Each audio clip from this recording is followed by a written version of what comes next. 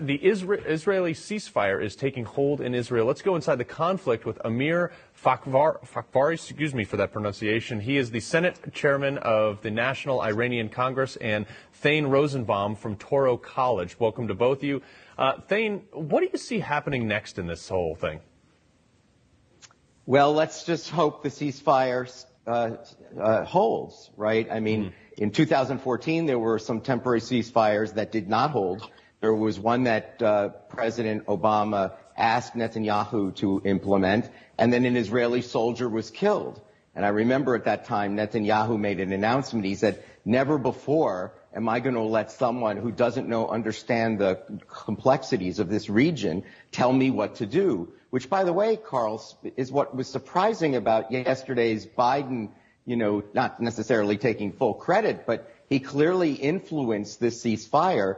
And, the Hamas and Islamic Jihad got Israel's attention this time with hundreds and hundreds of rockets being fired at the same time. See, that had never happened before, Carl. It was always, sometimes the rockets didn't even make it out of Gaza. This time, they didn't just land in southern Israel. They were up over Tel Aviv, and hundreds at a time. So that, no doubt, left an impression in the minds of Israelis. And I was surprised that Netanyahu wouldn't want to do what he said he would do in 2014, and which, because he didn't, might have hurt his election chances, which was to finish the job. The Israeli public wants him to finish the job. Don't leave thousands of rockets behind. Don't leave any tunnels behind. And in 2014, Carl, even his cabinet minister, some of them quit. His foreign minister quit in protest. So, the hope is that it holds, but in his story shows that it doesn't. And Amir, I apologize for butchering your last name. How do you pronounce your last name? It's Fakhravar. It's hard. You should be Jewish to can mention Khe. It's hard for you. All right. Well, I just wanted to make sure that people knew the correct pronunciation of your last name. One of the things that I see there's been ceasefires before, as Thane was just saying, but it appears that Hamas just launches a bunch of rockets. Maybe they run out of rockets, and they're like, "Oh, okay, we'll agree to a ceasefire now." I mean, it's also, Iran is playing a major role here. What's your take on the whole situation? Trust me, Hamas has enough rockets, but not in Gaza, in Iran. They will send it as much as they want, and Iran, they are not making these missiles and rockets. They are getting it from Russia and China. It's very complicated. Just it's the storage in Iran for these rockets, and they are shipping it to Hamas easily. Just they need to have money. And the problem right now, if you want to look at the problem, look at the Biden administration. Because Iran envoy at Biden administration, the guy called Robert Malley, he is the problem. He is coming from the background. His father was a Jewish Egyptian Marxist. And in that environment, when he grew up, he thinks everything can be fixed in La La Land, in Cuckoo Land of the Marxists. And he has a very close relationship with Hamas, Robert Malley, Iran envoy at the State Department of Biden. Very close relationship with Hamas, very close relationship with Hezbollah, very close relationship with Iranian lobbyists in Washington, D.C., Nayak Group. And if you look at all of this, and right now they have been for last couple of weeks at the negotiation table in Europe to just bring up again the disastrous Iran deal, JCPOA. And Robert Malley asked Biden to let's send some billions of dollars to Iranian regime because they want to use it to come to the table and be agree with this new deal. And guess what Iran will do with, and it's doing right now with this money, sending it to Hamas. Right. That's very easy to understand it. Yeah, it's shocking to me, so Thane, Benjamin Netanyahu is 71 years old now, and a little bit younger than Trump, but he's still getting up there. He cannot form a coalition government. So what happens when he's not in power anymore? Well, it's a very good point, Carl. Look, it's like The Godfather. Netanyahu shows himself to be a wartime prime minister. He thinks this is when I excel, and the Israelis are not going to flip me at a time that we're at war. This was good news for Netanyahu. That's, again, another reason why I was surprised that he didn't wait at least another few days.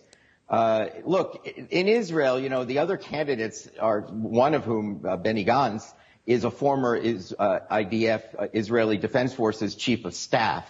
So these are all experienced military men. Mm-hmm. And when it comes to defense, Carl, they pretty much all have the same concept. Right. They agree with Amir, right? They understand what they're facing. So it's not like there's any pacifists out there. The question is, what did Israel do enough? Remember, Hamas is claiming victory. What are you supposed to do with an enemy like this? Yeah. That after 250 people killed with 60 children, there's actually calling victory. Iran's foreign minister said that Hamas forced Israel to retreat.